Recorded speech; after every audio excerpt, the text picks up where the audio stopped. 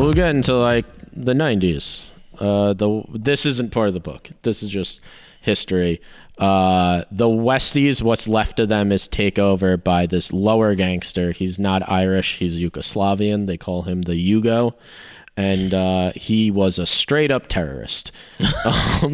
He was in prison from like the early 70s to the early 80s because he was hated. He was hardcore anti-communist. He hated the Yugoslavian government. Right. And when the consulate, when whoever from Yugoslavia tried to speak at the UN, he tried to blow them up, and then he tried to plant a bomb at the Yugoslavians' consulate.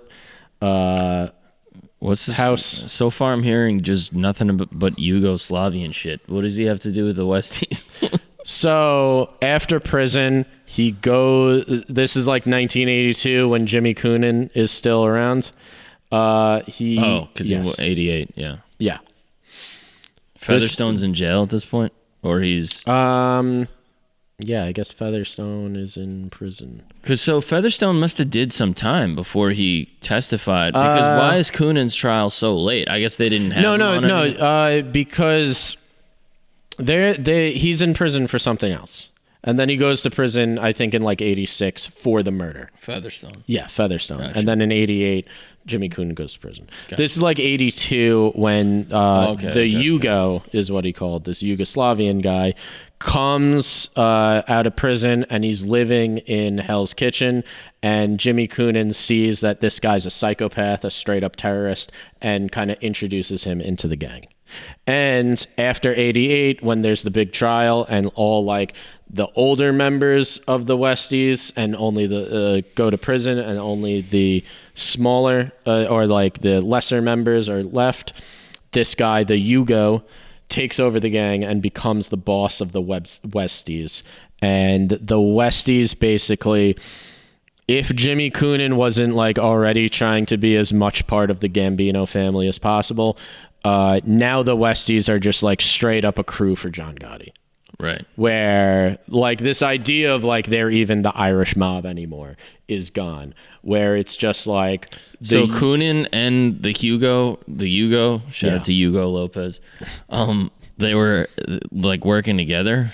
Yeah, he was a Westie. He was a lower member in the gang. So he was like second in command or some shit, and then when Coonan went in, he just took it over. No.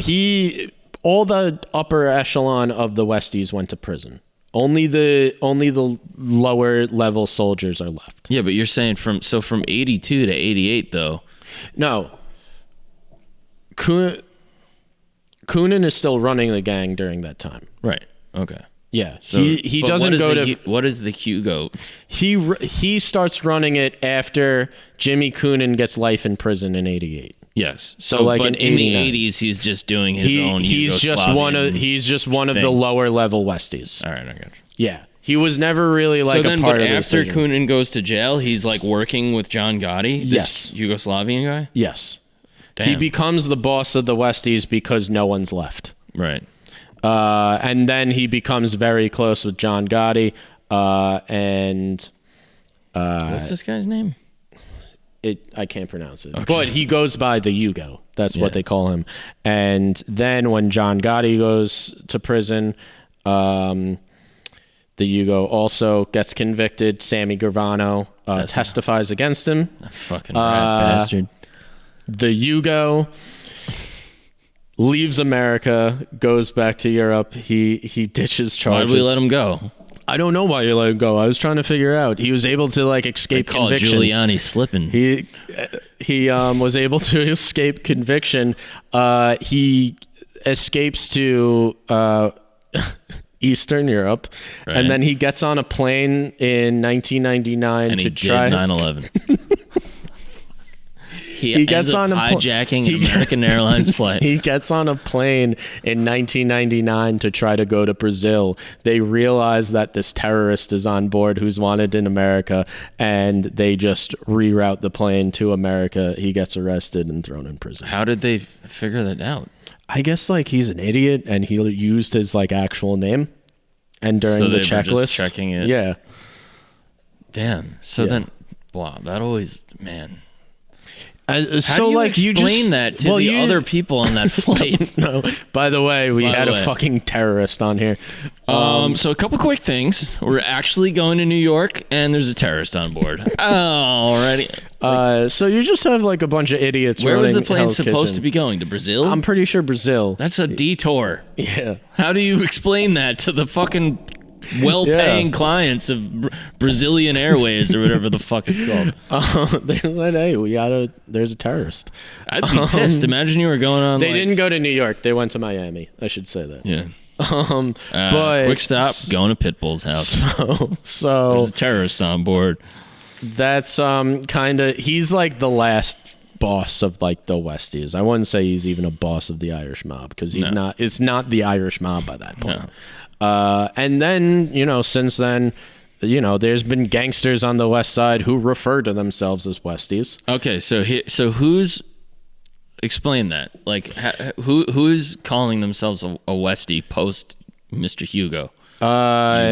I know that there was like some arrests and like it's some people. We're talking when like early 2000s. Really? Yeah. Like some, and they were Irish. Some Irish guys, I'm guessing, working for the Gambino family, stealing things from the West Side docks who referred to themselves as Westies. Okay, so how long when did the Westies officially sort of die out? I mean, I understand it probably died out, 92 with the Yugo leaving America is probably like the dissipation of it. And then which would be 2 years after this book came out. And then there was just some stragglers. And then just some people, like some Irish Gambino associates stealing things on the West Side who were referring to themselves as Westies. Yeah, exactly. But, any hint of like the Irish mob is done. Yeah. We should bring it back. We should bring it back. I want to bring it back. All right.